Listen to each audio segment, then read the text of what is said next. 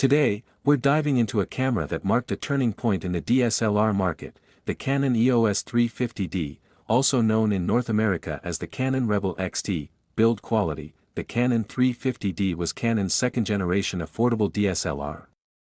At just 540 grams with the battery, it's surprisingly light.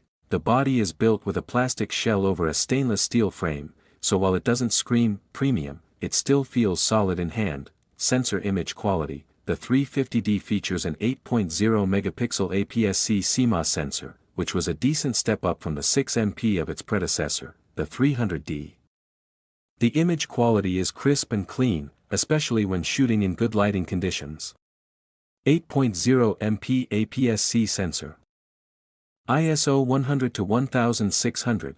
Performance: the 350D was a speed demon for its time, booting up in under 0.2 seconds, and offering 3 frames per second in burst mode for up to 14 JPGs. The autofocus system is a 7-point TTL system, not fancy, but reliable.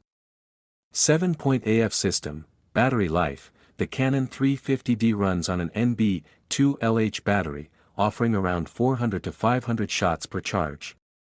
That's still quite good for casual use. Video capability: the 350D does not shoot video.